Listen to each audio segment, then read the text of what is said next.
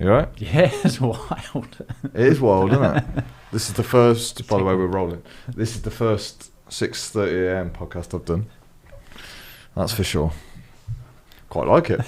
No one here. Well, no one knows yeah, you. for people listening, it's closed. This place is closed right now, so it's empty. Yeah. Anyway, Thanks cheers. for having us. Cheers. It's good to see you again. Good to see you, man. How are you? I'm very good. Yeah. You good? Super good. Super good. So you're down here to work? Yeah. I do a course with the military, as you know. I know, but let's hear more about it. How's it going? It's fantastic. It's day 3. So these are guys and girls? Yeah. Who've come out of, they're no longer serving, right? No. Yeah, they are. Oh, they still are active? Yeah. Wow. Yeah, still active. Yeah. And I'm assuming trauma is playing a role? It's a range of things. Okay. But it does. I mean, but it's trauma. It's human trauma. I mean, it's been brought up by crap parents. It's, having car accidents and sexual abuse and then there's the war zones and things like that on top of it. So. Yeah. I wonder how many people go into the army because of certain traumas too. I wish, anything I say is going to be wrong because I'm a civilian, but Sure. I've never actually been in there, but it seems like you get people who are running away from something. Yeah. And then people who are running towards something. So. Yeah. Like most goals, right? Or ambitions. Running towards something, running away from something. Yeah. I went to the army office when I was about 17, 18, I think, and it was exactly that, to get away. Yeah. Yeah. I bottled it in the end. So you didn't sign up? No. Kind of wish I had. Yeah. People say they don't have regrets. I'm like, I've got fucking loads, man. I don't get that. Yeah, so how many people do you work with at one time? 10. 10. Yeah. How's the resistance to meditation from these? Because I know with me it's quite stubborn, or it has been. Yeah. I'm easing my way into it now. Well, I don't give them a choice. We just sit them down and say, okay, make yourself comfy, close your eyes. But they have a choice whether they're there, right? They're Oh, sure. Yeah. Yeah. So I'm assuming they want something. Yeah. And they know the process of the course, right? They know it's meditation. Yeah. I mean, we I guess so. We'll give them an outline and say, look, there's going to be mindfulness and meditation and a bit of breathing and yoga, and we're going to talk about feelings. And so, Wow. Yeah. How many of them clam up at that point when you say we're going to talk about feelings? Well, I mean, it's all in the joining instructions, the topics and all of that. So I'm assuming they have some sort of idea before they come. But, Yeah. But I think we all have our kind of like preconceptual thoughts about what meditation is. The amount of people I hear saying, "Oh, I can't do it," or "I get it wrong," as if they assume they can just shut their eyes and thoughts won't come to them. Mm-hmm. In essence, then, what would you say if we were looking at like a black belt meditator, like someone who's got 10 minutes, right, and they are what you might call pro level, someone who's been meditating for years, and who you would say is good at it? What would that experience look like, and then what would it feel like internally? So what would you assume somebody would be feeling or not feeling during that 10 minutes? I think it's a little like being in this nice little studio. I mean, there's nothing outside at the moment, but during the day there'd be people having coffee and eating meals and chatting and organizing stuff, and yet here there's an inner sanctuary. It's quiet. We could be aware of something going on, but here there's a centeredness, a place, a center of the storm. And that's it for me, is really the sense of, if I wanted to, I could see that the mind is active, or there's stuff going on in my body, or there's emotions, but there's a place you can withdraw to. So another way of looking at it, instead of being in the washing machine, you could step outside the washing machine. The washing machine continues, but there's a choice to step back, step away from it. So I assume to experience that feeling first, do you have to know that you're part of, that you're in the washing machine, or do you learn that you're in the washing machine from stepping outside of it? Does that make sense? So for example, sometimes I only realise how crazy my mind is when I've eventually settled it. Right. Because it feels so normal. Yeah. I think self-observation is the word I'm looking for. Yeah. Until you realise that you can't quieten your thoughts down, do you know it's a problem? Yeah. So the first time I meditated, I was like, oh, fuck. Yeah. I really don't control all this crazy shit that comes into my head. I didn't know until I tried to stop. Yeah. So I think that was the first discovery for me with meditation. It was like, I'm not actually that in control of not only what pops into my head, but what I engage with. I was quite weak in terms of picking and deciding what I engaged with. Yeah, for me it was the same. It was shocking.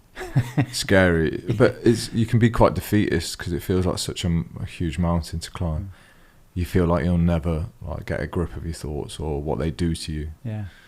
I think that can be the hardest thing to get over. Yeah. Because you try and become good at meditation, and you just try and become good in the first week. Yeah.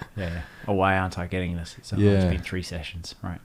But the problem with meditation is, for me anyway, you don't know the benefits until you've got through that shit stage. It's like anything, right? Like writing. Yeah. Like you have to be shit for a long time at writing to get anywhere near just okay, not even good. Yeah. I'm assuming meditation's similar. Well, I think it's like going to the gym. I mean, you go to the gym and it feels uncomfortable, it's sweaty, it's hard work, but and this is not even the right thing, but it feels good to be doing something. Sure. That was it for me. It felt good to feel like I was finally moving forward with my mind. Just the process of going to the gym felt good, even though maybe I had some DOMs the next day. Do you know? Yeah, I know exactly what you mean, yeah. And I didn't want to wake up in the morning, but I knew, like going for a cold water swim, I don't want to do it, but I know how good I'll feel afterwards. See, the gym makes me feel alive, so does ice water swimming. Meditation, the concept of doing nothing, we've spoken about this, haven't we? Yeah. For me, it's such a hard sell. Yeah, I know. It's such a hard sell. Because when we talk about escapism, there's an element of that in meditation for me. It's like trying to get away from everything by meditating. And I haven't felt or experienced the benefits of doing it. But I know there's something to it because my mind won't leave it alone. Yeah. So I know that eventually it's strange, Arjuna. It's like, I know I'm going to do meditation and I know I'm going to do it daily. I just know it's weird. Why I'm not doing it now or why I'm not jumping in, I'm not sure. But the amount of people that I look up to and respect, they all do it. And there's something in those people that I admire. They have, like yourself, like a quality of control, a calmness, focus. Yeah. So I'm like, oh, they all meditate. Join the dots, Alex. But you're not the only one, because I was having a coffee with a guy and very successful. I mean, incredibly. Last time I saw him, it was him and another guy, so one employee. He's now got 15 and he's got branches in Germany and America. And I'm going, how are you doing all that? Anyway, he said, tell me why I should. Just like you, like I've got so much to do and so much I love to do. Why should I take 15, 20 minutes and just sit on my ass, do nothing? I kind of have to, it's like giving yourself the experience of like going to the gym. You don't know until you get there. The trouble is there's many different gyms. If we there's many different meditations. If I could give you the right technique for you and the experience for you, then you'd find the momentum of why you want to do it building. That your body, you look forward to doing it. You look forward to this little power nap. You look forward to coming out the other side because your brain's that much clearer, that much focused, that much less distracted by unnecessaries. That's much happier just to be alive. Yeah, I mean that makes sense to me. How I can see how it could improve focus, because concentration is something most people are lacking these days. And again, like you say, when you try, you're into flow work, aren't you? You know the idea of focused blocks. Yeah. When you first try that and you realise, oh, this is really hard to do one thing and one thing only for the next 45 minutes. So meditation, I can see how those two link. It's the whole feeling like, in that 20 minutes that I'm meditating, I could be doing something productive. Yeah. And again, I know it's garbage. I know, but there's resistance to do it. But like the flow guys always say, you period of work, period of moving forward, and then there's period of detachment. Of you have to step away and do something completely else. Give your working brain, your unconscious a rest, so that when you turn back on, it's that much more able to go. Yeah, I just don't know if it fits in with our version of success in the modern world, unfortunately. I know. Because success, like especially men, are probably deemed successful by what they achieve or not, not who they are, which is sad. And I talk like I wish it was different, but if there's somebody that I'm interested in, I always look at what they're doing rather than who they are first. It's just natural. Yeah. I mean, of course, after a while, you dig below and you get to love the person. Yeah. But straight away, it's like, that guy you were just telling me about, we define people by what they do, don't we? Oh, he's got 15 staff. Yeah. Oh, so he must be successful and driven. Yeah. And like, I don't know any more about him but that. Yeah. So it's strange how we do that. But I think we know that we do that, so therefore we try and be the guy that achieves a lot. Yeah. Yeah. Or we don't do anything because we don't feel like we can. Yeah. Yeah, polarity, isn't it? Yeah. I think that's not for me. So. Yeah, I'm sat right in the middle now. It's a bit of a conflict between, I'm okay with who I am, and then there's that part of me that goes, don't sit still. Fucking come on, get after it. Go and get what you can out of this life. Yeah. So it's a bit of a battle. Yeah. Fine. That's kind of a place where I'm in, just being a dad to 2 kids and wanting to spend time with my wife and wanting to write and teach and spread the good word of meditation. Yeah, but that's enough, surely. Well, it's enough for me. Yeah. But there was the struggle in the past between, well, maybe I should be doing more. Maybe I should be working towards getting on Oprah. And I'll know when I'm successful, as you say, when I've ticked off some certain landmarks. But it feels more like if I can take my kids to school in the morning and I don't have to really think about changing my day that much, I think that's success. Sure. If I can sit with my kids and it's 3:00 in the morning and just try and get them back to sleep so my wife can have a better time, and so I can just hold the rivers up, I go kayaking, great, that flexibility for me, and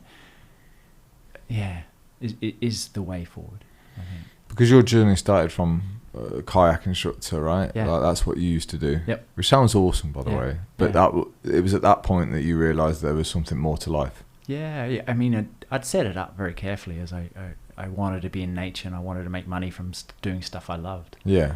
And I loved doing it, but at the same time, I recognised that though I wanted to make my joy pay, I could make it could become work very easily too, just through my attitude, my energy levels, oh God, here we go again, same thing, different day, Yeah. My attitude, and it was the attitude that was the key. I could learning to change that attitude and have a good attitude, a good approach meant it was fun, it was easy, I was inspired, it seemed like the clients were having good times, but I could easily show up exhausted and miserable and Why were you at that point? Because kayak instructor sounds like it would be awesome, energy driven. Like say you're outdoors all day. Yeah. What was it? Was it the kayaking role, or is it, like you say, was it all about your energy and attitude towards it as it's a job now? Why were you getting so exhausted from that? I think it was a combination of bad diet. I was trying to be a vegetarian, and I had no idea. I was eating cheese and Marmite toasted sandwiches. Fucking awesome. That sounds so good. Yeah, not every night. If I was going to be a vegetarian, that's all I'd eat. Cheese and Marmite. I just had no idea. Can vegetarians eat cheese? Yeah, of course they can. Yeah, it's vegans. Yeah. Sure. It was things like really heavy carbs, a bit of fruit thrown in, so what I know now works best for me is completely different. So, do you listen to Joe Rogan? Oh yeah. Have you listened to the Rick Rubin podcast? Yeah, just finished it. Yeah. It's incredible because that guy, how he talks about creativity. But he was talking about how he went on the vegan diet for a long time and gained a considerable amount of weight and felt like absolute shit. Mm-hmm. And then he went on, more of a protein only, fat diet. Yeah. Which, by the way, I've kind of taken a leaf out of your book. Yeah. I've gained a bit of weight, though. Have you? Yeah, around the old belly. Like, not much, but I think I'm still getting used to the calories. Uh-huh. So what I'm realising now is like the other night I had like lamb steaks, which were beautiful, but I cooked them in a good serving of olive oil. But then I throw some mozzarella in as well. Like, but dude, I'm a pig, so I don't just have like half a ball of mozzarella. I have a whole ball of mozzarella, full fat. So I'm looking at this thinking, well, there's the lamb steaks, there's all the fat on the lamb steaks, there's the olive oil, and there's the mozzarella. It's probably 1,200, 1,400 calories in this. Yeah, but it was beautiful with, I put the cabbage in the oil that I cut the lamb steaks in. Yeah. Spring greens, loads of vegetables. Oh, it's beautiful. Yeah. Man. It's really nice to eat that way. So much. My wife used to be low fat, this sort of Slimming World type. Sure, model, and so did I. It just seems like the right thing to do, even though it's not. It's not really. It just seems, I want to lose weight, low fat. And there is an argument, like if you're like 5 stone overweight, if you switch all your full fat products to low fat, you're going to save a shitload of calories. You might lose some weight. So is that healthier? Perhaps. But I think if you're thinking of like performance. And you're in decent shape and you're talking overall health, full fat's the way to go. Yeah. But I've just got to now learn how to control my portions a bit more. Because with carbs, the good thing is you can eat a bit more. Like if you go for like oats, which I still do, I still have oats, but rice and stuff, you can eat quite a lot of those, and they're not too heavily thrown in with calories, as long as you don't like throw loads of like oils and shit over them. So I'm just getting used to that. But bacon and Brussels sprouts in the morning with eggs, I was learning to eat. So good. I had one of those glucose monitors, that you stuck around for a couple of weeks. And it was really interesting. That just tried things like just porridge by itself, porridge and milk, and just seeing the spike. And then porridge mixed with peanut butter, for example, and just how the fats and the proteins just kind of moderated. Yeah, they put a bit of control on it, don't they? Yeah, and just seeing the data and also noticing how tired I felt. And do you know, it was because that's all I used to eat in the morning when I was kayaking was porridge, because I've been told, sure, eat porridge, it's good for you. And I'm like, all right. Well, I don't know if you ever weighed yours out, but I have 140 grams in a bowl, which is 3.5 bowls. So a serving is 40 grams. Right. But I always have it after a workout. Yeah. And it's got honey in it, and it's high in carbohydrates, it's high in simple sugars too, because I put my honey and fruits in. But I'm still in that, like after a big workout, I still like to get my feed in. I think I'll start to eventually kind of come away from that. Yeah. But I have one meal now that's high carb based. Still has the protein powders in and stuff because I need that. But then 2 of my other meals out of my 3 are fat and protein. Yeah. Although I cheated a bit last night, I had some beautiful roasted butternut squash. Which isn't too bad. Do you know what I mean? We're not talking white sugar and flour here. No, that's what I mean. It's pretty good. Yeah. But my energy's not been brilliant yet. I think it takes a bit of time for the body to get used to it. So we'll see. Because that's the main reason I did it. 1 for gut health and 2 for energy. Yeah. Wasn't really to do with weight or physique. Sure. So I'm just playing around. But it's fun. It is. Yeah. Cooking with like mozzarella in the morning in the morning is fun. Butter as well. Yeah. Well, that changed my whole, like going back to kayak, that changed my whole day, was having a decent breakfast, and I started throwing in veggies and kind of like tofu and rice, and just having like a big stir fry with peanuts on top, and all of a sudden, as opposed to this kind of emptiness I felt after the porridge, learning to eat properly, fuel my day, I was like, oh man, that made a world of difference to my attitude. Do you know who Tom Bellew is? Tom Bellew? Yeah. He swears that like, not drinking White Monster cured his anxiety, which I was fucking devastated to hear, because White Monster rocks. I love White Monster. And 2, he was like, diet. He was like, you can perform and achieve all sorts, but if you're eating food that makes you feel like shit, like it kind of like mutes all the goodness that you're doing with your life, because you don't experience it because you feel like shit. Yeah. And when you put it black and white like that, it's like, wow, that makes sense. It's a bit like trying to celebrate something whilst you're angry, isn't it? It's just they're complete polars. So it's like, well, of course you can't feel good if you're putting shit into your body. Yeah. It's the first place we should start, right? It seems to be the easiest. It just seems confusing because you get on the internet, right? And there's 16 different ways of eating. No, eat this way, eat that way. Eat that. It's like, where does someone start? I know, and I still don't believe there's one rule fits all, but I think there's some key principles, isn't there, around eating. But people still think it's crazy when I suggest that you eat, like, bacon's okay for breakfast, or beef mince, like what we were talking about. People are like, really? it's granola's still ticking the box for a lot of people, which is fucking terrible, by the way. Especially the shit in the box that you get from the if you make your own, it can be healthier, but still like good luck with your blood sugar after that. Like, you're going to be up and then down crashing. So but it's trying to explain that to people, but it takes time and effort. You have to like anything, you have to put a bit of effort into research in these things. But like I say, where do you do your research? Because Google will tell you 20 different things, right?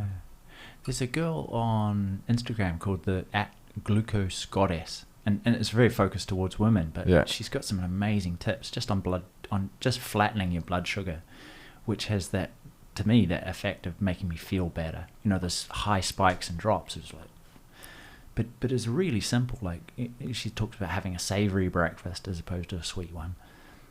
If you're going to have carbs, just add some protein and fat with it, just so you don't get that same kind of spike. But I'm not sure people even know what proteins and fats are. And again, it's not an insult to people. I just think people are a bit stupid around food. Like, they just really don't know what proteins are. I mean, that's the base level we're talking about sometimes. I'm really guilty of this. I was saying this on the other podcast, as you know. I assume people know. I assume people know what a fat is, what a protein is, what a carb is, and people don't. People still don't relate like alcohol, fruit, vegetables as carbs. And again, because people think carbs instantly like bad, but people don't know the difference. And I'm not sure what proteins are. So I think some of the Instagram influences though, like from some of the ones that I used to see, like for example, I can eat a lot differently because I've got myself into good shape than somebody who is trying to get into good shape. So again, it's all so confusing.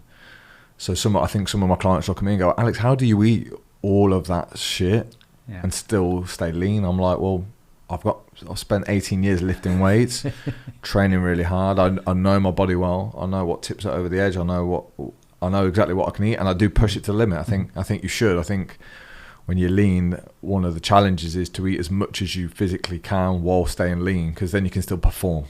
You're not starving yourself. You're not under eating. You're giving your body what it needs. But that takes a long time to know. So it's. I think everyone's starting at a different place. But there's things like fruits and vegetables that everyone should just instantly just start throwing in their diet, right? More of. Well, I'm reading Sapiens at the minute. We're talking about scurvy back in the day. Like sailors, I think, like this expedition, like everyone pretty much died because of scurvy. It's because they were eating biscuits and beef jerky. That was it. So they were eating they were getting no vitamin C, no fruits, no vegetables. And as soon as they started eating citrus fruits, it went. So there's some basic stuff in there, isn't there, that people can start from. Just eat some fruit, eat some veg. Who's that medical doctor, Rhonda? Oh, Patrick. Rhonda Patrick? Yeah. I remember listening to a podcast with her, and she was talking about just supplementing some prison community with a multivitamin, and the incredible change in the behavior, just giving them fish oil multivitamin. Wow. It was just how aggression dropped, all the good things you want from prisoners, from rehabilitation or whatever. These guys having a better time of it and coming out the other side was they just dropped in some multivitamin. That was it. And these changes were, she was saying, was mind-blowing. So she's very smart. She's a very smart lady. Too smart for me. Way too smart for me, dude. Like, I put a podcast on the other day on Alan Huberman, I think it was. And within 20 minutes, I was like, I've just got to turn this shit off. I was like, I've just read some heavy shit. I can't listen to heavy shit now. She's too smart for me. So nutrition was one of the things that you did. And then did that then change your perspective on things? So what actually moved you from, talk you out of the kayaking world? What was it that made you say there's more to life than this? What were you experiencing at that point? Well, I realized it was... I kind of had everything ticked. I had the external boxes. I was starting to eat well. I knew how to sleep. I was stretching well. I was, getting tons of time in the outdoors. But really, success, like we were talking before, didn't feel the way I thought it would. I thought when I had all my boxes ticked and I was living an incredible life in this little resort town in New Zealand and surrounded by mountains, I could snowboard all day if I wanted to, or in the summer I was just kayaking, and it was fun. But there was nothing, it was empty. There was nothing. It wasn't feeding me really, and it was that kind of sense of achieving was one thing, like physical achievement and ticking off these boxes of my to-do list, but there was no way I was feeding my sense of who I was or my sense of being, and that's really where the meditation came in. Were you on your own at this point, like as in single man? Single, yeah. Do you think like lack of connection comes in at that point when you say, because you're describing all those things, they sound awesome, you know, snowboarding.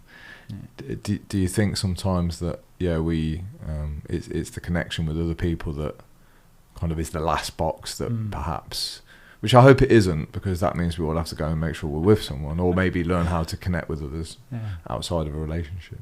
But was that part missing, or? No, I mean, I had a really good network of friends. I mean, really good, really tight, and, you know, really formed and bonded by some good adventures. I mean, spend 3 days with someone in a kayak in some pretty cold and wet and scary places, and you there's something different that happens to the team, you know. But so I had good people, and sure, I was interested in finding that person that to share a life with. But I think I was also constantly looking. What I now know I've found inside, I was looking for someone on the outside, and so it's not in her, it's not in her, it's not in her. Do you know? And so I was very much jumping around. And now I know that the satisfaction, or perhaps even the connection with myself is there. It's easier to connect with others. Yeah, that makes sense. Did you find yourself before you met your wife? Oh, yeah. Yeah, definitely. So perhaps that's no coincidence. No. It's a dangerous game when you rely on other people to kind of like always make you happy or complete you. But it feels quite a natural thing to search for that person that's going to make your life fucking awesome. Well, I mean, we've had fairy tales since we were 2 years old, of like happily ever after. Yeah. Meet this guy or girl and boom, you're done. Sure, yeah. Especially for girls, right? It's like, and it's in all fairy tales, like you meet the prince and he saves you. Yeah. Oh, God. That's pressure, isn't it? Yeah. Do you still read stories like that to your children? Yeah, I try and change them. Sure. I can see why now, right? You know? I can see why. Yeah. Dude, being a parent must be hard, man, because it's like, if I was a parent, I'd know I was going to fuck up. It would just be like spending my years trying to limit those fuck ups. Like, I know I'd do plenty of good, but you know when you hear like teenagers telling stories of like when their parents said one thing to them and it's fucked them up. I'm like, really? There's so much pressure on a parent, man. Yeah. Well, I think it's the whole thing, you know, progress, not perfection. And sure.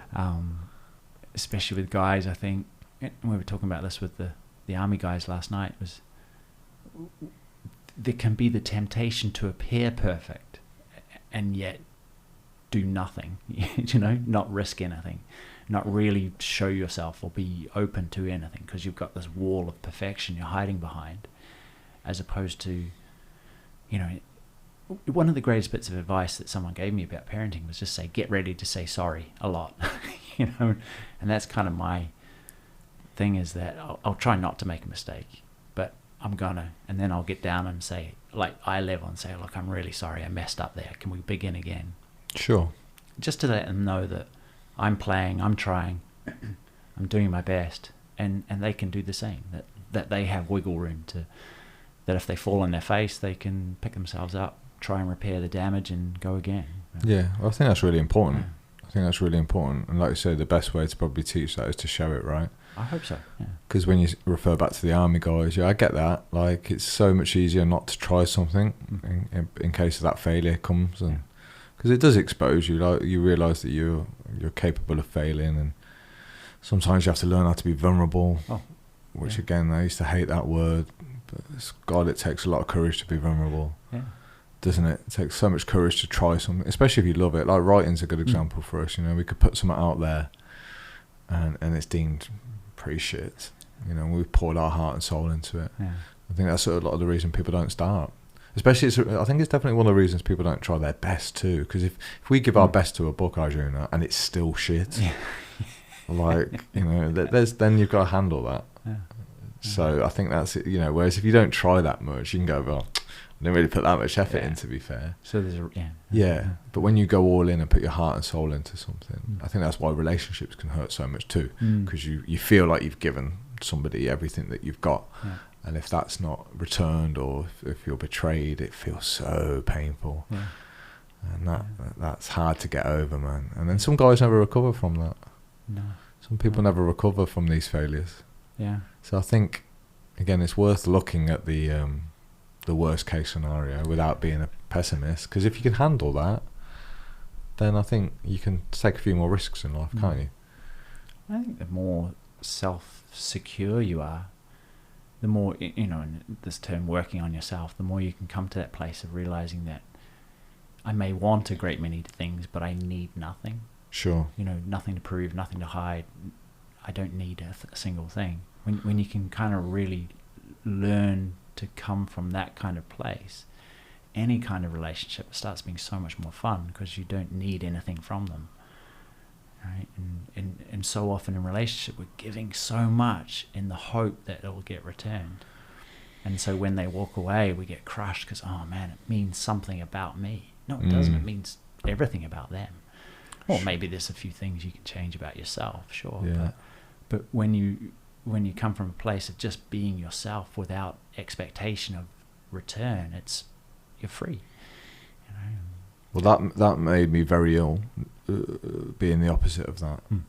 Really having these projections and especially how people should be, and how I wanted people to behave, and when they didn't, fucking, it really hurt, man.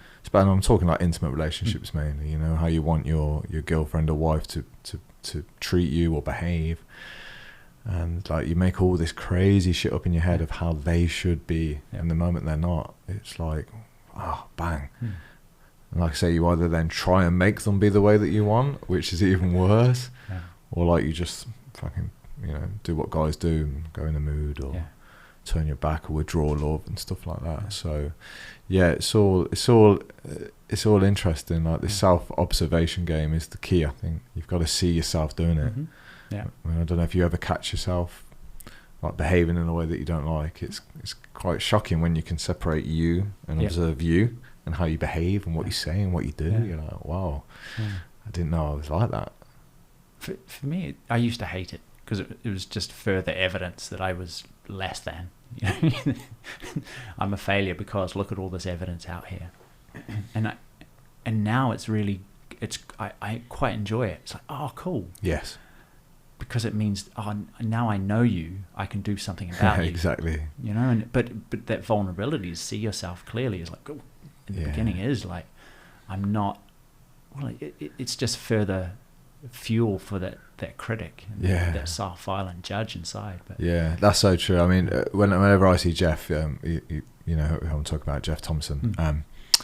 He always relates everything back to the gym for me. So he teaches me through like lessons that I know in the gym. So he says, like you say, when you see yourself or you're in a center of jealousy or whatever, he's like, that's the exact same as being under the squat rack for like this big set of 10 reps. So it's like when you catch yourself or see yourself or you feel that anger take over you, it's like, now's the training. Like, don't wish it didn't exist. Like, sit in that and train and learn how to feel jealous, but not like combine with it and merge into it and react. So see if you can separate you from the jealousy and just watch it pass. It's like, that's been a total game changer for me. And something else you say as well that's been a game changer for me is like that, like, you know, nowhere to go, nothing to do, and everything's the way it should be. And when you can just slow down and reframe it like that. But that self security that you talk of, I think that can be trained, you know.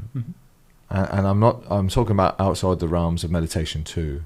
So for example, I don't really check social media now.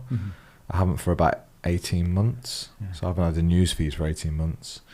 And now I've got into an excellent habit through this book called Digital Minimalism by Cal Newport. Fucking brilliant, dude. I only now go on like 2 times a day, but specifically to do something. So it's never now just to nip on. Never. And I think that's helped my self-security, because I'm no longer thinking and looking at everybody else. So one, it's given me more time to work on myself. And two, like, there's no comments that I need to read about myself. I'm not, you know, some people will read a comment and it destroys them, what somebody thinks about them. There's kind of none of that really going on. So like, you're forced to just look at your own behaviours and not everyone else's. And that's a game changer. Because we always try and change everyone else, don't we? Like, we want everyone, the government, we want Putin to do this, we want the government to do that, we want our wives to do this, we want our friends to do this. And it's like, well, that's fine, but it takes you away from doing the work on yourself. Everything takes you away from doing the work on yourself that isn't the work on yourself. That's what distractions are great for. That's why people love booze and pornography and scrolling on the phone, because it kind of like takes you away from... But isn't here's the thing with meditation, right? So let's assume that you're in that space of meditation and you've got to that point where like you're outside of yourself. Like, when you think of what that is, like, and again, this is the kind of fucked up shit that comes into my head. That's all good. Isn't that kind of saying like, I don't want to be with myself. I don't want any of these feelings. I don't want to experience any pain, any suffering. I just want to step back and be away from it all. Like, isn't that what meditation is? And then I was thinking, well, is that good? Like, the ultimate pleasure of feeling in life is not being attached to yourself.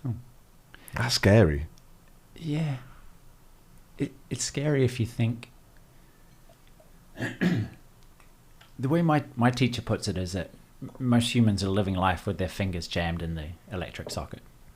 And just 10 minutes of taking time out to meditate is like removing those fingers.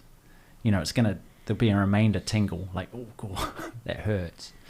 But eventually get used to that feeling of like, I don't have to stress and struggle and suffer to have an enjoyable and productive life. We think we have to bash our heads against the wall to get what we want. We have to go through hell to get to heaven. And he's saying, and I'm saying, just take your fingers out. It's okay. You don't have to experience any kind of pain and suffering. Like, you can be free of that. It's crazy. It's the exact opposite of what I teach, right? I'm like, no, you've got to experience pain to experience pleasure. Well, is it though? Or do you, like that squat rack you're talking about, when you face this 10, you do it. There's going to be some pain, but you're doing it because ultimately the enjoyability is so much more. You're doing it because it's a challenge, but it's fun. It's hard work, but it doesn't feel like hard work. No, I love going to the gym, and you're right, it sucks and it is suffering in there, but there's also a reward at the end of it. So I think with the meditation thing, I'm not sure what the reward is yet. But it's like the gym. I went to the gym for 2 years without getting any reward, and I was inconsistent as hell. I'd go one day and not the next, and I looked exactly the fucking same. So I was lucky that I stuck with it, really.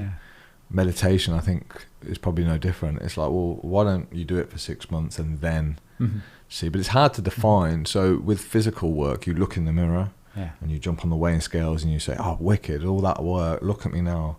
Meditation, you almost have to catch yourself having improved. Just like psychotherapy. Like, does psychotherapy work for me? Fuck knows. But I tell you what, I'm behaving a lot better now than I was a year ago. So maybe it does. I mean, who's that guy? They said the most important things in life can't be seen with the eye. You know, you can't see your patience, your wisdom, your focus. You can't measure it. You can't get out a tape measure and go, look, these are my gains. You know, and talking about achievement, those are the things that we really respect. It's the things that we can obviously measure. And so it's easy to measure the Porsche or the employees or the weight loss. It's impossible, but so noticeable. The patience, the love, the compassion, the wisdom, the fire, that makes a noticeable difference in your life, and yet you can't actually quantify it. Sure. But so many people are so aggressively self-critical, they can't even see those things improving. Like, I've had at least 2 conversations with people saying, why am I doing this? Why am I meditating? And their wives, both guys, their wives were somewhere else, some other room in the house, listening carefully, of course. If you stop meditating, I'm going to divorce you. Wow. The people around us they see notice the change enormously, pretty much straight away. and we're still kind of stuck in a little rut that we're just starting to escape out of, getting the momentum to really fly. But it's those phases, those initial phases where you just kind of, you can't really see yourself clearly, that you need to lean on other people and go, should I keep doing this? Yeah, again, that makes sense. The hard thing with that is, like, if I had never met you before and I was meeting you today and you rocked up in a Porsche, it's the first thing I'd see. Yeah. Then you'd get out and I'd see you. And there are judgments made whether we want to or not. Yeah. So I think there's layers, like you have to kind of get to know a person before you see those qualities that you've just spoke of, which I think, like I say, if we're all chasing success and we deem man's success on what he achieves, we look no further than those external things. And we might not even get the opportunity to go deeper because we've already judged someone on their success or not and whether they're worthy of knowing, which is the sad thing. So I mean you have known each other for a while now, haven't we? And I'm not really bothered too much about what you do, to be honest, actually. I don't give a fuck. Like this book, I don't even know where you're at with this book yet. I just know when you've done it, you've done it. That's it. It doesn't change anything about how I think about you. Yeah. Do you know what I mean? So I think that's where deeper relationships come in. Yeah. It's like, I love hanging out with this person because he's fucking cool. Yeah. Yeah. And nothing else. Yeah. Do you know what I mean? He's a nice guy. We're going to have a good conversation, and that's enough. It's nothing to do with, I don't even know what you've rocked up in your car. I don't care. I don't give a fuck. Well, I think that's why I really enjoyed hanging out with outdoor people, because there was this, being in the outdoors is, and it's a bit like the gym, I guess. It's uncompromising. It's going to show you, it's going to make you cry. It's going to put you in some uncomfortable places where you really have to dig in and go, I have a choice here to whine and whinge and excuse me, crumble, or I can just soak it up and find something to keep going, to make the next step. And that inner strength, if you like, or the inner resilience is far more valuable than a Porsche. The external measures of success is the ability to do what you need to do just to get through and to keep going and to even have a smile on your face. That's important. Yeah.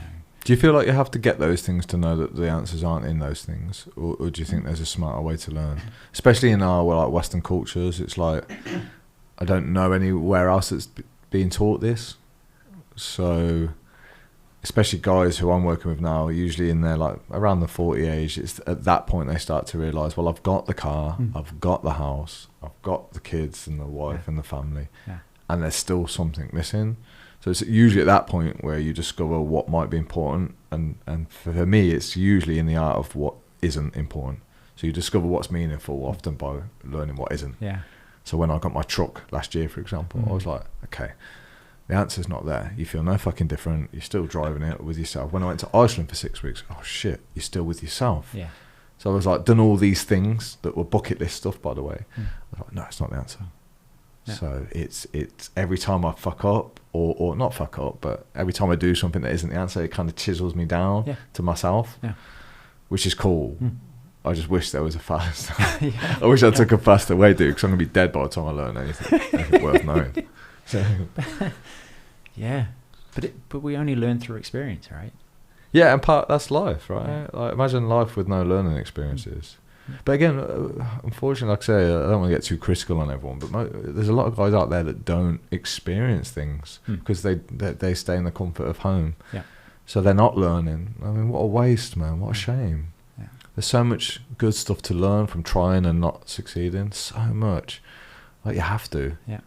I don't know if I've been successful at anything, really. Seriously, dude. You just try loads of shit and you just go with it and see what happens, and it builds character, man. It kind of builds who you are today, right? Like, you're here today because of all those things that you've experienced. I'm here because of all the things I've experienced. It's nothing to do really with that success level. It's like, it's made me a better person.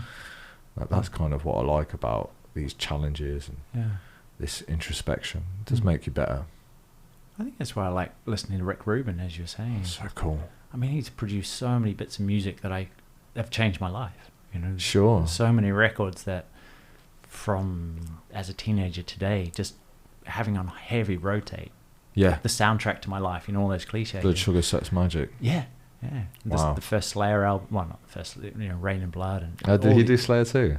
He's one of these guys that you're like, oh, he worked with them. Yeah. Oh, he worked like Johnny Cash. Eminem. Yeah, Johnny. He spent years with Johnny Cash. I'm like, wow, like you must be good. But what was so refreshing about him is he didn't really have long-term goals or plans. He would go so on like listening and understanding himself and knowing whether this is me in flow. This is what I should be doing. Yeah. I thought, wow. Yeah. I've ordered this book, by the way. Yeah. It's not out until January. Yeah. That's unheard of for me. That's unheard of for me to order a book that isn't out for like 4 or 5 months. Yeah. I can't wait. Yeah. I've never heard creativity described like that. Yeah. Because Stephen Pressfield, I'm a huge fan of, and I'm so chuffed because he's been liking my stuff on Instagram. Has he really? Yeah. Awesome. I know. He even dropped me a message saying thanks for the support, because I always put his books out. He's the opposite of Ruben. Yeah. Which is what I love about this game. You've got like two geniuses telling you to complete different things. But Pressfield's more like, I don't give a fuck how you feel. You get up, you sit down, and you put your 3 hours in every day. I don't give a shit. I don't care what's happening, how you feel. And it's like Ruben saying, well, I'll get up and I'll go with the flow and I'll feel what's creative, and someone might call me and I'll meet them and I'll go, nah, it's all right. I'll meet these people and I'll go, yeah, it feels good, let's do it. Completely different. Yeah. Such a great game, isn't it? Yeah, because I just finished it. I remember him talking a bit, and they just glossed over it. They talked about hard work. They were talking about, Rick was asking Joe about the work that it required to be a comedian, and he said, yeah, it's hard work. You just got to keep going and keep doing and keep refining. And so there's something in there too. I think hard work is, it pins all of these guys like into one common thing. They all work hard. It's just the way they do it is so different. So Ruben seems more relentless in his field, but he seems so much more flexible. Like he goes where the gut, he's kind of seems more directed by gut and intuition, whereas Pressfield's, I think, like more about, like say, beating the resistance every day, and it doesn't matter whether it's good or not. It's that you're developing, resilience and grit, and they're so different. But you can take a piece from all of them. It's like Goggins, right? The guy's a fucking psychopath, but I'm like, everyone should have a little bit of Goggins in them. Just like everyone, hear that stomach rumbling then. Well, I can't wait for food, by the way. And then everyone should have a little bit of Arjuna in them. We say this, by the way, you won't know this inside of the Better Man. We're like, we need half Arjuna in our life and half Goggins. Can you imagine that guy? How deadly he'd be? Like a Goggins / Arjuna. Fucking that guy would be, That's the goal, man. Like, to be able to tap into these things. Cool. Because you need resilience. You need to bite down on the gum shield, but to have that calmness that you've got, that presence, is also a goal for a lot of us in the Better Man. Because we've all come from self-development backgrounds, and it's hard for me to take these guys and myself and kind of get us to slow down a little bit without feeling like I'm crushing ambition. So when we share wins now, it's not about the Tesla, it's more about the special moments spent with the family, or the work that's done into a book. Do you know what I mean? It's more about that now. So that's really cool to see. But I think that's age too. I don't think it's just my direction. I think you get to an age where, like you say, you realise that, that thing that you've got, like with an engine in it and 4 wheels, like if you get a nicer one, it's the same, really. So it's like, well, what can I work on next? And it's often yourself. Yeah. So the guys that you're working with in we'll go back to the armour guys because we're still on this topic. What are the benefits then that they see, and how long do they spend with you? What's the ambition and aim for you? Is it to teach them how to meditate so they can take those tools with them? Do they keep coming back, or are you working with new people all the time? It's generally new people all the time. I mean, we kind of have this rule, after 12 months you can come back in, but it is a meditation. We do meditation, but we also throw a lot of different tools and techniques, like some Wim Hof breathing, some various forms of breathing, a little bit of yoga, nice. But a lot of kind of group discussions. Hey, what do you think about this? Have you thought of it this way? And pretty much like this, just trying to see if we can turn the lens back on themselves so they can get into the field of self-reflection. How am I doing things? Am I doing things the way that I want to, or do I want to do things differently? Yeah. I mean, we've only got 5 days, so and really the meditation, the breathing is have a taste of this. Maybe you want to keep doing this. Sure. Hopefully you do. But it's really to get them to stop and slow down and get into the space where they're reflective and receptive to more, to seeing differently. Because when we're stressed and busy, we can't see the wood for the trees, right? So it's that stepping back, and that's why it's in a nice hotel, no uniforms, first names only, no ranks, just completely switching off, removing them back into their humanity, their individual. Who am I as a person? What do I want? What is success for me? So it's meditation. Really, see it as maybe 1 out of 10, or keep doing it. So it's for me, it's a tool primarily to set the foundation for deeper reflection, to slow down, to stop, to say, okay, because we're all wound up like busy little robots marching around all the time. So just to give that moment of retreat is incredibly valuable.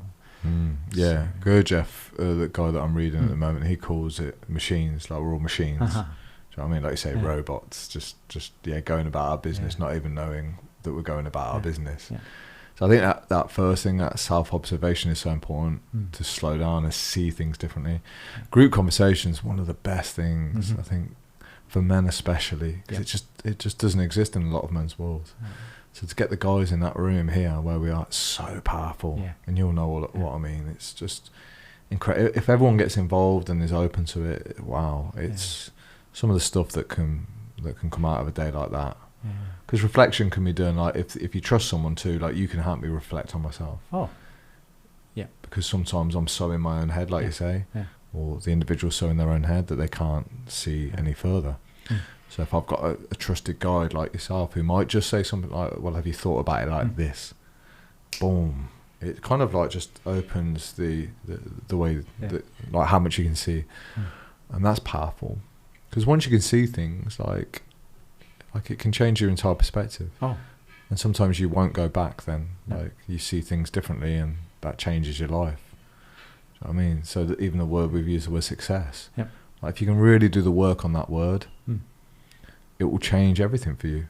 Because when it comes to big decisions, then you can go back to, well, what's successful for me? Well, actually, it's picking the kids up and putting them to bed. Do you know what I mean? So if that's your success, like every decision can be based on whether it takes you closer or further away from that. Who do I want to be? That's another great question. Well, I mean, we have these assumptions anyway. These attitudes and assumptions and choices are running in the background. It's just that we're not aware that so we have software already. It's just really a beautiful thing to be able to look at the software and say, well, it needs updating. It's not giving me what I need. So it seems so self-indulgent, but if you don't have an updated GPS software, you're going to go the wrong places. Sure.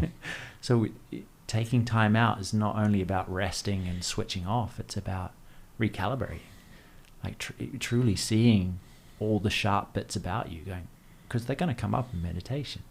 And I think that's the reason people don't like it, is it's deeply uncomfortable sometimes to sit with your own ego. It's like, oh, what is this storm?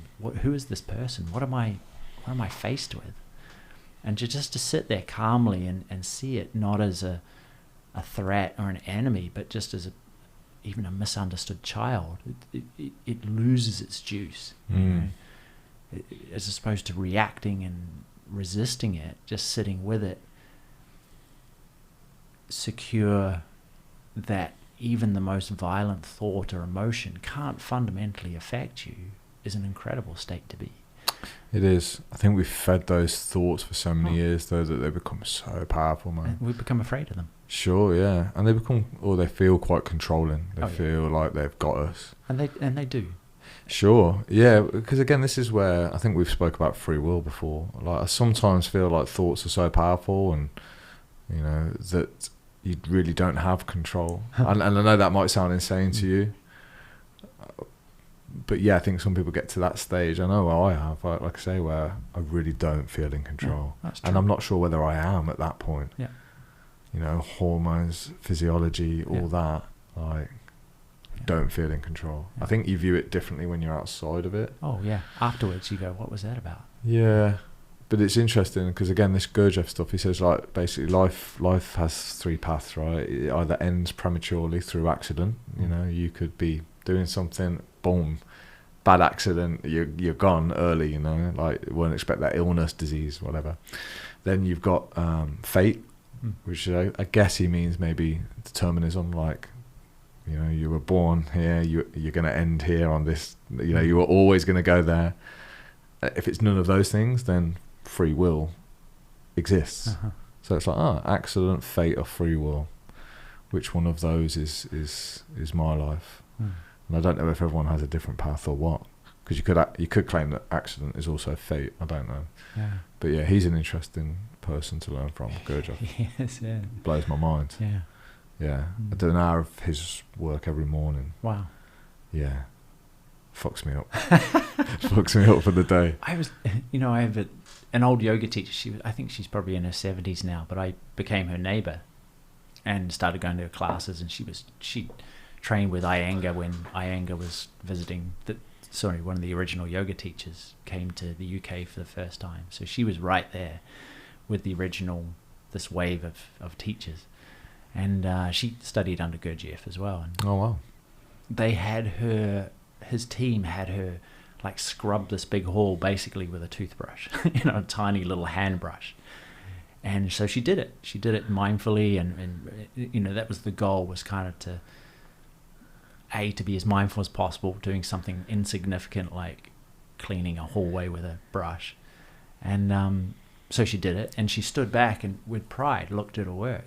She's like, man, I did that. I'm so glad I went through because I feel so good, and and they made her do it again because of that pride, ego, Yeah. I was like, that's a natural reaction, surely, to stand back and admire. Yeah. And not because of there's the excessive arrogance of the ego, but there's also a sense of appreciating beauty. So what were they trying to teach her by making her do it again? That like the lessons aren't in the outcome, or was that saying, right, your ego's still there, so we're gonna make you do it until something about the ego? Yeah. It sounds like a scene from the Karate Kid. Remember when they used to get him to, what was it? Clean his car. It was wax on, wax off, wasn't it? Do it again. Paint the house. Yeah, you do it again. Yeah, yeah. A lot of those teachings are in there though. Yeah. Like a lot of these films like that, they take somebody and they break them down, and then they build them up. Yeah.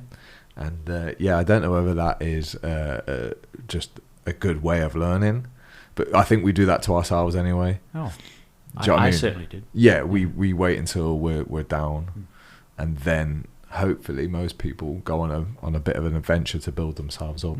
So when we're in a meditative state, then we lose things like memory, right, and such. So there was a podcast I was listening to just yesterday, which was brilliant. It was, I'll direct you towards it. It was by a guy called Lex Friedman. He was talking with, I can't remember the lady's name, about meditation. And they were talking about suffering can only live in memory. Or they were at least debating that. They were not saying it's fact. They were just, when you meditate, you don't have your memories for that moment. You're in the present moment. Therefore, that's why there's no suffering, because everything that's gone before you has been forgotten for that time. So they kept using the word separate from the self, right, which I found fascinating and terrifying, by the way. So do you kind of like share that view that like a lot of our suffering is from past memories and thoughts? Yeah. And when you take that away, suffering doesn't exist. Exactly. But for me it's easy to understand when separating from yourself, and you can see there's two selves. There's the small self and the large self. And if you think of the small self as your aggregation of past experience, all the software that you've installed yourself or just been installed by parents, culture, it's the combined kind of operating system that you have right now. But really it's historical, because it's everything that you've been taught and learnt and experienced up to now. And we carry that, and it has certain useful bits and it has certain not so good bits, certain limitations. Stepping outside of yourself is really stepping back from that software system, is realizing that like we could look down, we have these bodies, and yet they're fundamentally changed from even 6 months ago, a year ago. These are not the bodies that we possessed a minute ago. You know, the constant interchange with the world means that, yes, we have these bodies, but we're not them. Now, through a practice of meditation, you can quickly learn that I can see thoughts and they come and go. Sometimes they're nice, sometimes they're aggressive, sometimes they're hopeless. But if they're coming and going and I can see them, I could sit there and count them if I wished. Therefore, I'm not my thoughts. You know? I have thoughts, but I'm not them. Yep. So you're not your thoughts and you're not anything around you, right? I'm not my possessions, I'm not my career, not my relationships. So what does that leave you as? Well, awareness. Yes. And that is the project of meditation. That's stepping outside of yourself. And that stepping outside of yourself becomes terrifying if you don't know what's on the other side of the small self. Yes. So the Untethered Soul says the same, right? I don't know if you've read that. No, I haven't. It's fantastic. It says, you're not anything external and you're not your thoughts. So you are then left with awareness. So what do you believe then happens once our physical body's no longer around? So let's say... I have no idea. You know, what would you like to think happens? What's the best outcome? I mean, it would be nice if you just... Do you know what? I don't really... I used to put a lot of importance in... There's an author I love called Anthony DeMello. Okay. And someone asked him, they said, you know, is there life after death? And he said, don't worry about that question. The most important question is there life before death? You know, because we're in such a hurry to work out what will happen later. And it's, you know, again, talking to these military guys and everybody, like, if you had one wish, what would you ask for? They'd say, a lot of people would say, I want to know the future's going to be okay. I want to know my loved ones are going to be all right. I want to know it works out okay. Do you know? And the fact is we don't know. But through the constant search for later, we miss out on now. We're constantly glossing over now for some other moment. And that's such a problem. Important to learn and plan, but now is the moment to be lived. Yeah, and I think a lot of religious teachings talk so much about life after death that that's what I think people find faith in that because again it fills reassurance, right? Yeah, it fills that fear gap of like, well, what happens after? So if you believe that you go into a better place, then that might be reassuring.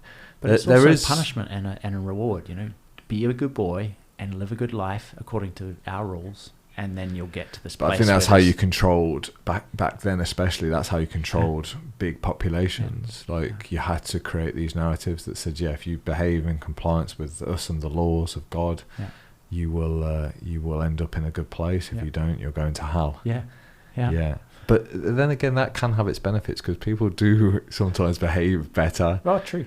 Do you know what I mean? Some people do have that concern that they're going to. And again, Jeff is a bit of a believer of this. You will pay for what you do in this life and the next life and the life after that. So behave well, do the right thing, because there is causation. There is true. And he's dead on. And that again, is he? We don't know, do we? Well, small self, big self. You know, from the point of view of the small self, you got to follow the rules, do the right thing. Karma is real. All that stuff.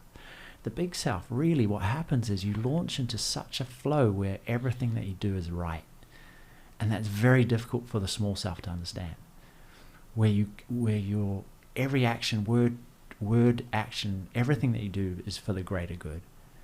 And it becomes spontaneous and instinctual rather than something that's bound by rules. But isn't that just another form of religion? Well, so if we say, right, well, karma's real, man, and causation's real, so you better better get a check on what you do, what you say, how you treat people. So behave this way, and karma will be good to you. Isn't that the kind of same thing? Because can you imagine this, dude? Can you imagine if we found out today, not everybody, there's no consequences to anything that you do. You will not pay in a later life. Go for it. Like you sort of people like. Have you seen The Purge? The film The Purge? No, I've heard of it. Dude, 24 hours basically you get, and there's no law. And people go around killing each other because there's no consequence. So again, when I hear us talking about that, I'm not saying it's not true. Causation, I don't know, but isn't that exactly the same thing as a religion? Well, the thing is that you say there's no consequence, and yet after that 24-hour period, you still have to live with yourself. you still have to put your head on the pillow and sleep well and go, you know what, I'm a good person, or I just killed 3 people. Yeah, no, where does that feeling come from though? Is that because we know there's going to be consequence later down the line? That's what I don't know. Or there's an alignment with a higher truth that won't let you rest until you find it. Perhaps. Now we're talking deep shit. Yeah, you know, Jordan Peterson, the conscience, Jiminy Cricket, and all of that. Yeah. The higher self knows the potential for someone and won't let you rest until you come aligned with it. And it will show you whatever it needs to do to help you make that shift. So you buy the truck and it's not satisfying. You get with these women and it's not satisfying. You achieve and it's not ultimately satisfying because it's trying to show you, wake you up and say there's a higher reality. And this sounds, I hope it doesn't sound too woo-woo, but it puts a lot of meaning to a lot of people's journeys, because it's saying, look, it's not about all these things. It's about you really aligning with who you truly are. And in that, there's security, there's certainty, there's complete peace, complete passion, there's aliveness, there's excitement, but you're aligned with what the life you're supposed to be living, as opposed to the small self and the life you think you should be living. Yeah. You know, a life of need versus a life of, I really want to do this, I'm excited by it. So it's a different way of living. It is. It's not woohoo at all. I mean, that's exactly where I'm at. That's what I believe at the minute. Yeah. To be exactly what you've just said. You just said it far better than what I ever could. Yeah. That's where I'm at. I think that's the new goal. It still is a goal.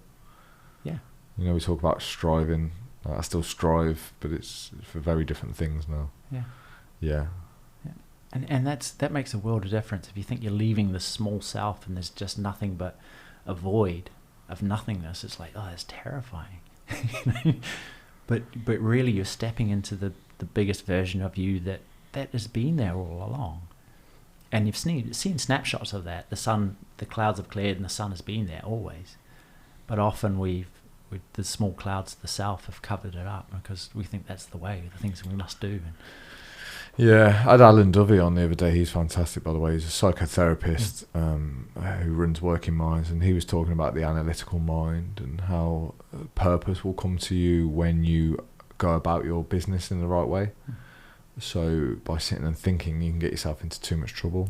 Yeah, you just ruminate and you sit. Especially if you're unwell, he said, if you're not feeling well, those thoughts can just take you further and further down.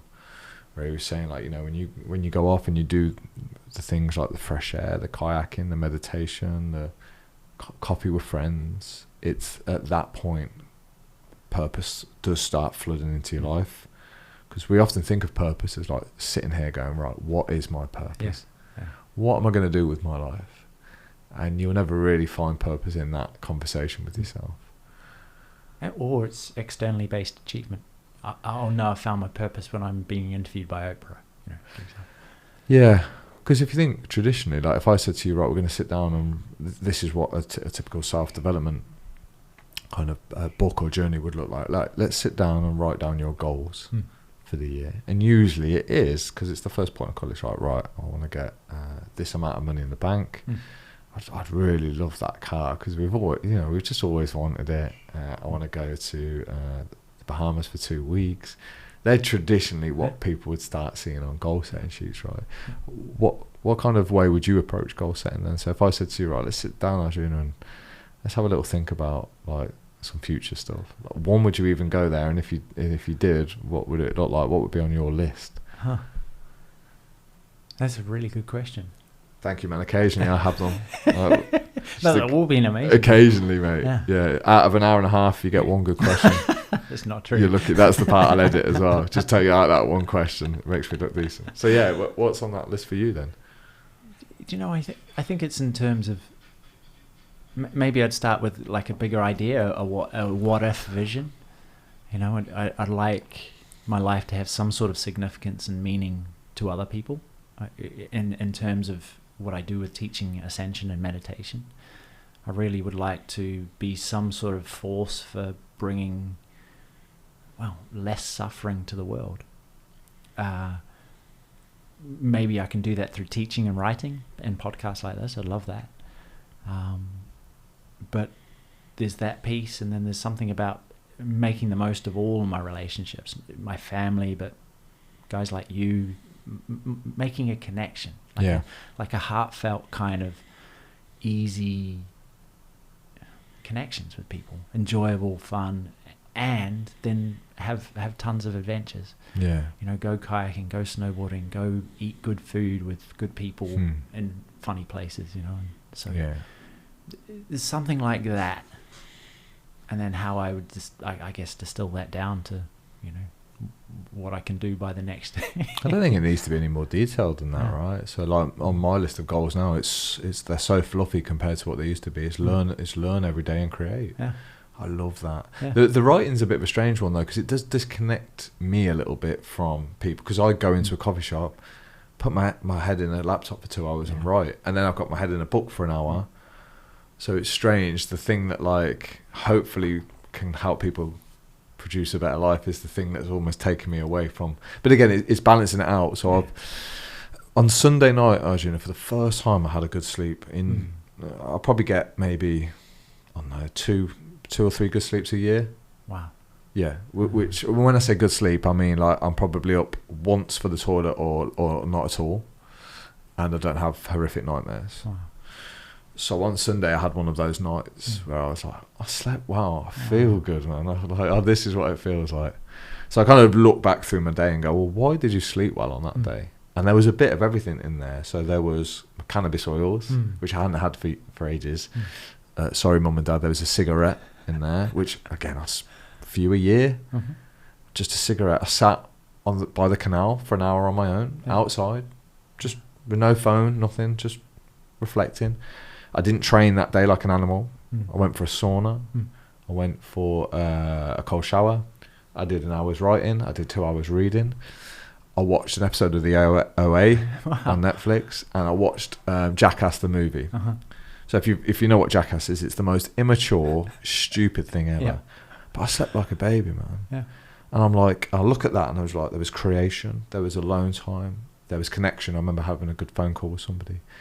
And then there was that important play at the end, you know, sitting there like a teenager again watching Jackass, laughing out loud. I don't laugh out loud hardly ever. And I looked at that and thought, there's some good lessons in there. Do you know what I mean? There's some good stuff in there.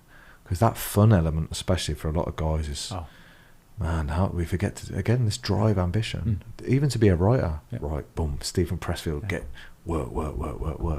I think that does work, but I think if you can tail end on that, or put it into the cocktail, some fun, and some joy and some fresh air and some stuff that's good for us, it does actually all work quite well. You know, you get that hard work ethic, and you kind of get the payoff. Almost feels more like a reward. You know, do the work, reward, do the work every day, not just 2 weeks out of the year for a holiday, every day. So I'm going to try that. And yesterday I slept like shit.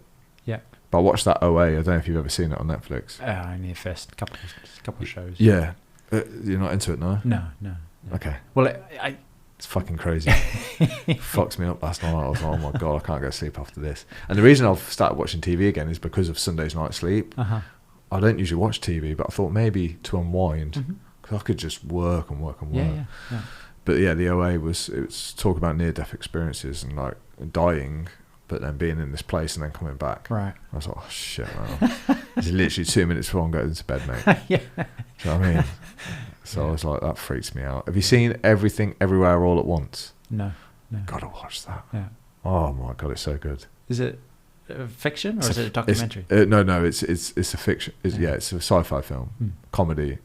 It's brilliant. I'll check it out. It's well worth watching. Yeah, a lot of it's in subtitles, I think, but it's really, really good. Yeah. But it's crazy. Yeah, there's some crazy stuff out there. There's a lot of stuff that taps into this psyche now, of like these deep, dark thoughts. I think people are like psychologists and film directors seem to be working in cahoots. So they know how to get into our psyche. But I like stuff like that. Yeah. They're provoking, aren't they? Yeah. Absolutely. How is your writing going? Yeah, good. What are you writing about? Well, meditation. Okay, that's your thing, right? Like that's what you write about. What's there to keep writing about? And I don't mean that as an insult. That's true. Yeah, that's a good point.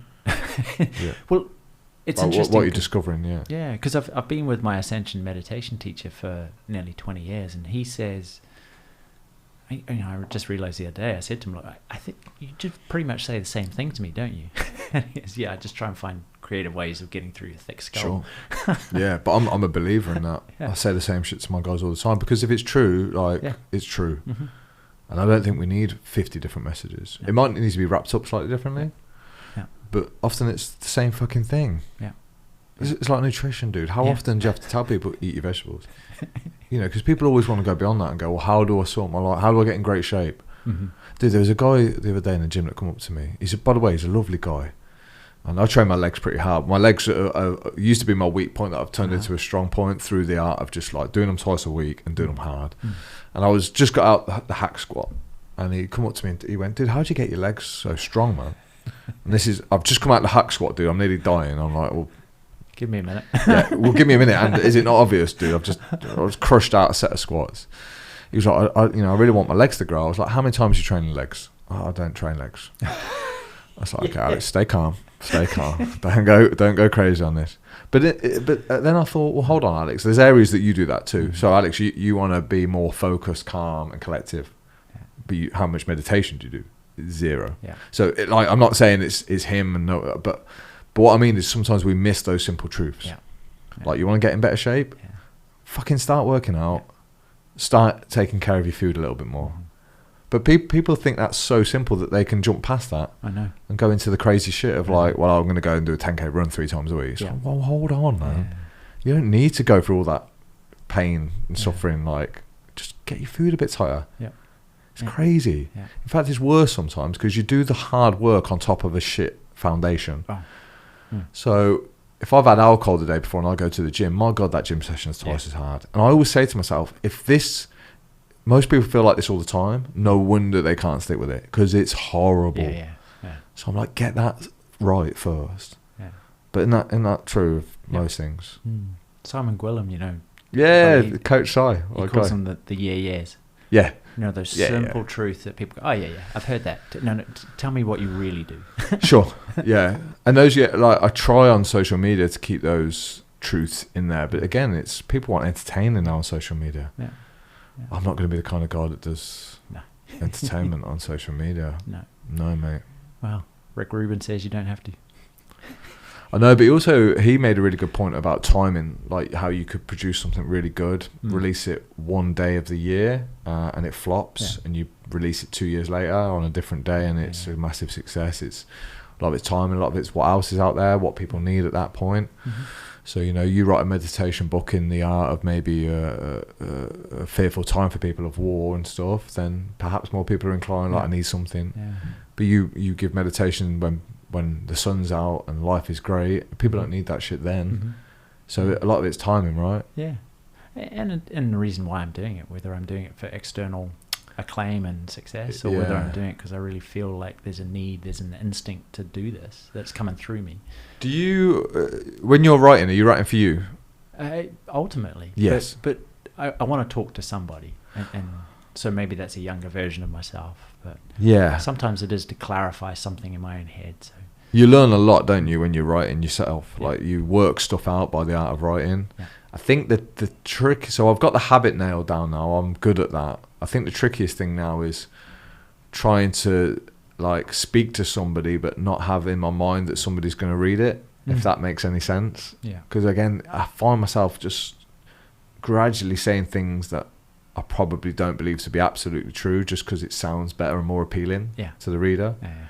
And I'm like, no, don't do that, Alex. No. Like, just say it as it is, and if like 10 people buy it and that's all, absolutely fine. But that's hard to do because you want to give information to people and they go, oh yeah, I'll do it. Do you know what I mean? And it's almost like it hits them nicely instead of punches them around the face. Yeah. Because if I could write a health and fitness book in one chapter. Uh-huh.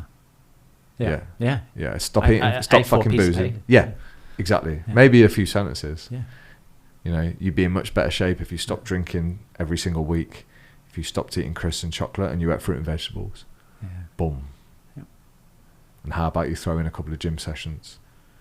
There you go. But how many people would want to read that shit? Yeah. Yeah. But you can say the same to me for meditation, right? Yeah. Alex, 5 minutes a day. Yeah. 5 minutes. You haven't got 5 minutes. You fucking kidding me? It's all true. bullshit, right? Yeah. It's true. I know. But you need to know. I mean, it's that whole thing. People need to know why. Why am I doing this? What am I going to get? Why should I give up my beautiful Instagram feed for 5 minutes of sitting with my own head? Yeah, but you don't often know why. So until you do it, yeah. Yeah, knowledge is a strange word. So do I know that meditation's good for me? Part of me says yeah, but I don't really. I don't think you can know something until it's inside of the body, and it's become part of you. That's true. So like, do you really know what feeling healthy feels like? Yeah. I don't think most people do. I don't know what meditation feels like, although I've experienced it once, so I kind of do. But that was so long ago that you almost forget.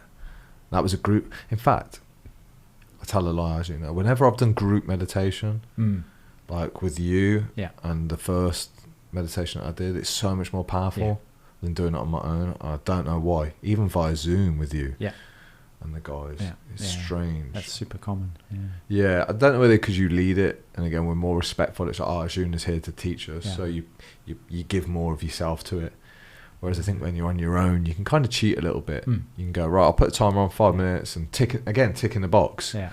It becomes more about getting it done than the art of meditation. Yeah, you're right. There's something about the integrity that you give when you're with a group, but there is for want of a better word, there is an energy that's created by everyone focusing on a similar thing. Yeah, but what a great word, integrity. So this is again something I'm trying to work on. It's like, show up on your own how you would if Arjuna was there. Because that's powerful. Because then, like you say, when you put your head on that pillow at night, you're like, I've shown up with integrity. It's a very different feeling, man. So you can get the same shit done throughout the day and go to bed with two different sets of feelings. So if I meditate half-heartedly, but I tick that box, versus me really trying to get good at it. It's a different outcome, isn't it? A lot of people they go, it's not working for me, and when we really talk about it, they basically sitting there going through their to-do list, what they've got to, they don't actually separate themselves out from the washing machine of their mind. They just use it as an excuse to kind of think, as opposed to go beyond thinking. And guilty a little bit, but again, mate, people are so stupid sometimes that they think if they meditate for a few days, they're not going to get angry. And do you know what I mean? I heard someone the other day go, my meditation can't be working because I lost it the other day. I'm like, man, come on. Like, one, how long have you been doing it? And two, like, it doesn't work like that, man. Like, you don't meditate a couple of times and then not experience anger.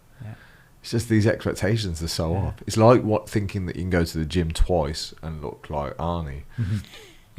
But again, progress, not perfection. And just that whole idea of what we have about a spiritual being, of this kind of dude like Jesus who was lying down with the lambs, and we don't kind of consider the side of him that was kicking the money lenders out of the temple. Jesus was supposed to be a badass, man. I have no idea. No one's met him.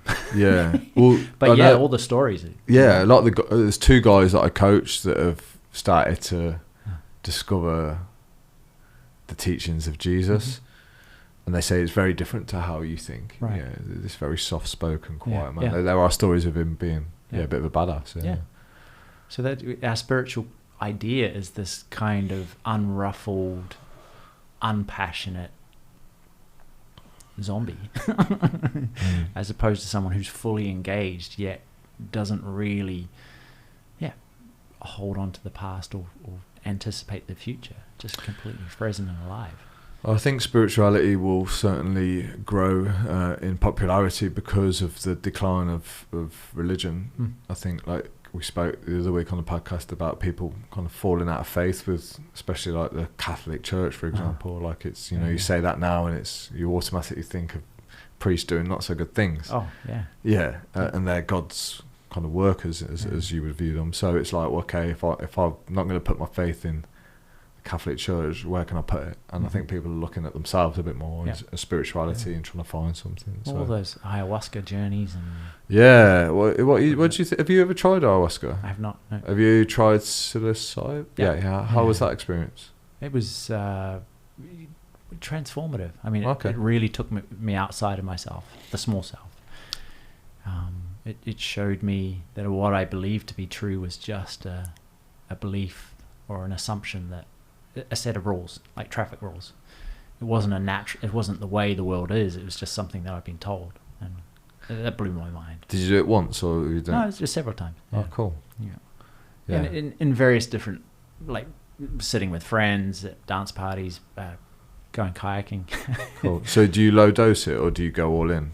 I haven't taken it for years, decades, Oh, okay. but pretty much whatever we could get our hands on, it was all a bit random. Yeah. So I guess there was less information perhaps back in. I mean, how many years ago are you talking? Well, at least 20 years. So, okay. Well, maybe there wasn't less information, but it's more probably known and spoken was. about. Yeah. There was less then. I mean, so much more information now. Yeah. I only hear good things about it. But again, you could argue that I channel into things that are open to it. Yeah. And I'm sure there are some people out there that could tell you all the dangers and stuff. Sure. But yeah, it's a hard argument though when alcohol flies around freely. Oh yeah. About the dangers of cannabis and mushrooms. And you have one small experience with it and you go, this is clearly not true. This is clearly not You've not had any bad experiences of it? I've definitely stood on the edge of a cliff in my own mind and gone, I'm not going to go down there. Yeah. Because, if I do, then that looks horrible. Well, that's the causation thing that like, a lot of people refer to that of like, there is hell, but this is again going a little bit against what I said, but when they have those experiences, there is that side, but there's this side too. And a lot of the feedback I get is it is dependent on what you choose. Like you can choose hell. Oh yeah. So that is real. Absolutely. And you should know that because it will drive you to become a better person. And there is heaven. Yeah. So again, I don't know whether that's a good thing or not. Yeah. But well, it becomes, when you're wrapped up in hell, you have no choice. Until the stage where through grace, you're put back on dry land and you're like, oh, what was that about? And you increasingly, the more aware you become, the more you see that choice of it's almost like a water slide. One step on a water slide, whoosh, you're gone. It just becomes more secure. You look over the edge and go, I'm not going down there. What you focus on grows, really. And there's no need to focus on hell. But there's part of us that thinks that we need to, or we need to investigate, or we need to go in there and see what the this other part of life is all about, because balance and light and dark and all that. It's like, that's rubbish. Really? You don't need to go. There may be some understanding of this happened to me, or I've been taught to believe this, and but clearly bring it into light. I don't need to focus on this anymore. I can learn from it and I'll move on. But indulging, so many people keep pulling the boxes out of the basement, the stuff that's been stacked away for years and don't need to be pulled out, and they're rummaging through it, and it becomes like, why are you doing that? Just leave it alone. It's done. You've done it. Just leave it in a box in the basement. Yeah, you're pretty much confirming what Alan said about how people do get over their traumas and they do grieve. Yeah. It's just that they keep going and re-grieving and re-going over traumas by, like you say, putting so much attention on it, analysing all the time. Yeah. And there's no need. There's no need. It's an interesting thing because the body will naturally resolve trauma. It wants to get rid of it. We are so busy and so pushed and so fast that we don't give the time and space for that to happen. We see it as an inconvenience when it does happen. Sure. Because the way fast-paced lives, it has to blow up in a big way for us to take notice and stop. Even in a physical injury. Again, the wisdom of that is within us will do whatever it takes for us to truly heal, and sometimes that means stopping us in our tracks by causing a car accident or causing an emotional breakdown or some sort of physical injury. My friend Matty Evans is convinced by that. He had a motorbike accident, broke both his legs, so he couldn't fight anymore. And then he discovered Wim Hof. He discovered the retreats in Peru for ayahuasca, and he's transformed. And he does that now regularly. He goes and facilitates, and he's like, the universe was telling me to slow down. He said he never really felt. The only way he felt things was through fighting. So that was transformative. Do you guess how long we've been talking? I have no idea. An hour and a half. Oh, sweet. We'll grab brekkie in 5 minutes. Yeah. But truly, to tidy this up it's so important, because people see that as an inconvenience and bad karma, and I've done something wrong. Why is the world against me? But really, in the bigger picture things, it's giving you exactly what you need, so you can enter a better, bigger version of you. Yeah, and the universe surely doesn't strike deals anyway. Like it's a bit confusing to me that, because life doesn't work like this. If you behave well and you do the right things, we will spare you of any illness or disease. The world doesn't work. I don't think you can make deals with the universe. Why bad things happen, I'm not sure. I just know that unless those bad things weren't present, we probably wouldn't experience or know what good tastes like either. There's the argument, I think, for evil as well. It's like, well, when you see what evil is, you really know what good is too. Yeah. And we need something to fight as humans. We do, man. We need an adventure. We need something to battle against, whether it's writing a book or fighting a war. I think we do need something to do with our lives. Well, I think you can safely rest in the assurance that the universe is happening for you, not to you. Sure. And that has profound effects on your attitude and your sense of adventure. If it's happening for you, you kind of like, even if it's like, oh God, I'm not sure what's going to happen, at least you're a little bit open. Yeah. 2 questions to finish, if that's all right. These are traditional Better Man questions. First one, what's next for you? Like, what's coming up for you? What projects have you got on the go? What do you want to achieve? Where do you want to visit? What's next? Yeah. Well, we'll get this meditation book into some sort of shape. Yeah. How far we thinking? Like a bit of accountability. Come on. Probably halfway. End of the year? No, a bit longer. I've got so much in terms of teaching on. Okay. It's the best will in the world. I could push and get it done. This will be your 3rd book. Yeah. So we've got 200%. Yeah. Chasing more and chasing more. Yeah. And this one, which is, what's it called? I have no idea. Yeah. I'm playing with meditate like an adult gorilla because of a story in there. Oh, cool. Well, that will be cool, and I bet it's even better than your first 2. Hope so. Yeah, you'd like to think so through the craft of writing. Yeah. I think that's why I think getting that first one out there is so important, and being okay with it not being perfect. Because I want to write a masterpiece, and I'm not gonna. I just need to write a useful book that helps people. Yeah. So anything else that's coming up? Well, lots of teaching, doing lots of ascension meditation courses. Yeah. Do you do any silent retreats? No. Okay. Just because it's so useful, that group discussion. Yeah. Occasionally we'll throw in a silent day, but I'd like to try that. Yeah. Oh yeah. Yeah. So if you ever do, shout me. I need to, again, I hate that word, I need to, because if I needed to, I would have. But I should really come to the Ascension weekend. Yeah, come on. Yeah. I really should. Yeah. I think that's the kind of guy I am. I need that. Yeah. I need to throw myself into it, taste it, and then decide whether I want to continue. Yeah. I was the same. I tried to teach myself through books and tapes at the time, but it never really worked. No, because I'll clear the diary and I'm there to meditate, and that will be my job for the weekend. Do you know what I mean? Yeah. Whereas at home, it's like, well, I've got 50 things to do. Yeah. Meditation is one of them. Yeah. So that's kind of what I like. Yeah. So, bit of travel, bit of where's on the list? Well, trying to work out how to get to New Zealand with 2 kids. So. Oh man, I just did America, by the way. Oh, did you? Yeah, first time. Wow. Stockholm's next. Oh, cool. Sweden. I've been to Stockholm. Is it cool? It's beautiful. Yeah. Well, I didn't realise how the typical British pisshead I am. There's quite a lot of good culture there. There's you can party, you can sightsee. That's what I loved about Iceland. You can be out with nature, and you can go for a beer. Yeah. And that's kind of so. It looks really, really cool. The thing about Sweden is you feel like you're in some sort of Fourth Reich. Kind of they've removed all the old and ugly people. Really? It's just stunning, beautiful. I'm there, mate. And you're like, where's I knew I was going for a reason. Where's the fat, crippled people? Yeah, Iceland was a bit like that too. Yeah. Maybe it's a Scandinavian thing. Yeah, and I've been to Norway, and that wasn't too dissimilar. Yeah. Well, look, it's cold and expensive out there. You know, it's hard to survive in that climate. Yeah.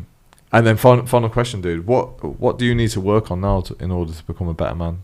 I think it's just the continual work of being more present, being more aligned with my higher self, letting that come out and second guessing less. Dude, I could speak to you for hours, you know that. Me too. I was really looking forward to today. again, without draining too much energy from you, I was like, this is whenever I meet you, it's always a good time to meet you. Yeah.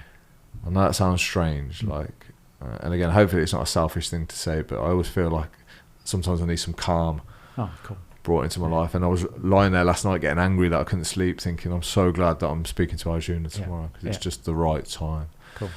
So we're going to get some eggs. Thank you, some man. chorizo. You're awesome. Some bacon. Some, what else was on the list? I can't remember now. Some squash. Dude, thank you. Oh, thank you. Let's have breakfast, man. Alex, you're amazing, man. Cheers, dude. Thank you.